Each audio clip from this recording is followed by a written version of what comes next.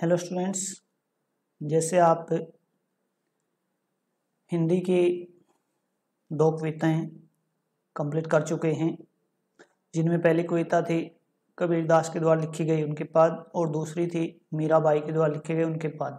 अब कविता नंबर 3, जिनके कवि हैं राम नरेश त्रिपाठी। तो आज हम त्रिपाठी जी का जीवन परिचय करेंगे। श्री राम नरेश त्रिपाठी राष्ट्रीय चेतना के कवि थे। आधुनिक युग के कवियों में उनका महत्वपूर्ण स्थान माना जाता है। श्री त्रिपाठी जी का जन्म सन 1881 में उत्तर प्रदेश के जिला जौनपुर में हुआ था।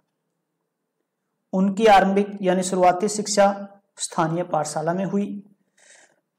उसके बाद उन्होंने हिंदी, उर्दू, अंग्रेजी व बांग्ला आदि भाषाओं का गहन अध्ययन किया। वे बड़े ही अध्ययनशील, परिश्रमी और मननशील स्वभाव के व्यक्ति थे। उसके अलावा त्रिपाठी जी भ्रमणशील स्वभाव के व्यक्ति भी थे, यानी जो अपने देश में या दूसरे देशों का भ्रमण करने की उन्हें रुचि थी। इसी के संबंध में उन्होंने अनेक स्थानों की यात्राएं की। उन्होंने स्वतंत्रता आंदोलन में भी सक्रिय भाग लिया और त्रिपाठी जी ने आजीवन काव्य रचना करके हिंदी काव्य के विकास में अपना महत्वपूर्ण योगदान दिया है। उसके बाद है उनकी रचनाएं। श्री राम नरेश त्रिपाठी ने अनेक काव्य ग्रंथों की रचना की है। काव्य के अतिरिक्त उन्होंने उपन्यास, निबंध व आलोचना आदि विधाओं पर भी सफलतापूर्वक लेखनी चलाई है।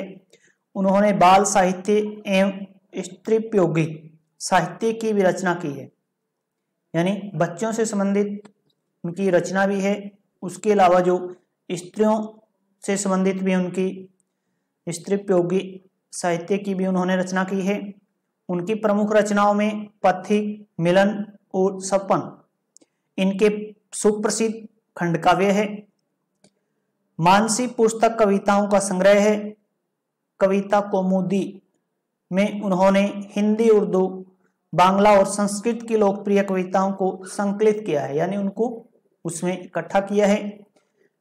ग्राम गीत में उन्होंने लोकगीतों को संकलित किया है।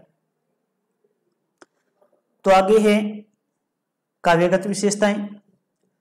श्री राम नरेश त्रिपाठी जी के काव्य का प्रमुख स्वर राष्ट्रीय चेतना का स्वर है, यानी राष्ट्र के प्रति उनमें गहरी आस्था थी। उन्होंने अपनी कविताओं के माध्यम से देश की युवा पीढ़ी में राष्ट्रीय चेतना और देशभक्ति की भावना को जगाने का सफल प्रयास किया है।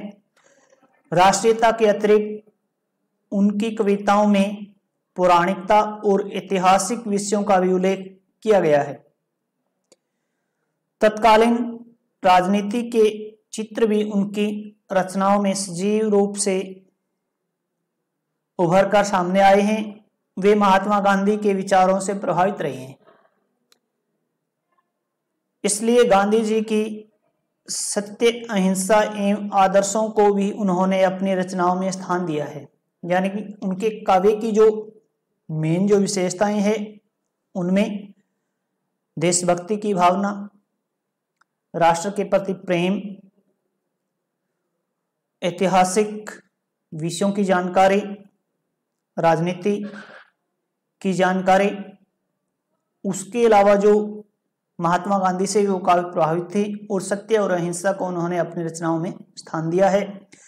श्री राम नरेश त्रिपाठी ने अपनी रचनाओं में प्रकृति के अनेक दृश्यों का चित्रण किया है, जिनमें उनके प्रकृति के प्रति प्रेम भाव का बोध होता है। नवीनता के प्रति आग्रह उनकी कविता की अन्य प्रमुख विशेषता है। श्री त्रिपाठी की रचना में छायावाद की प्रमुख विशेषताओं के दर्शन भी होते हैं। आगे है उनकी भाषा शैली। श्री राम नरेश त्रिपाठी जी के काव्य की भाषा शुद्ध साहित्यिक खड़ी बोली है। उन्होंने प्रसंगानुकूल उर्दू एवं लोक भाषाओं के शब्दों का भी सफल प्रयोग किया है। भाषा सर्वथा सरल, सुबोध एवं प्रभावमयी है।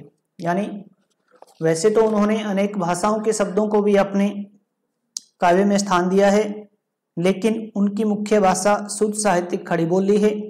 उनकी भाषा सर्वत्र सरल, सुबोध और प्रभावमयी है। उदाहरण के लिए आप ले सकते हैं, पराधीन रहकर अपना सुख शोक न कह सकता है, यह अपमान जगत में केवल पशु ही सह सकता है।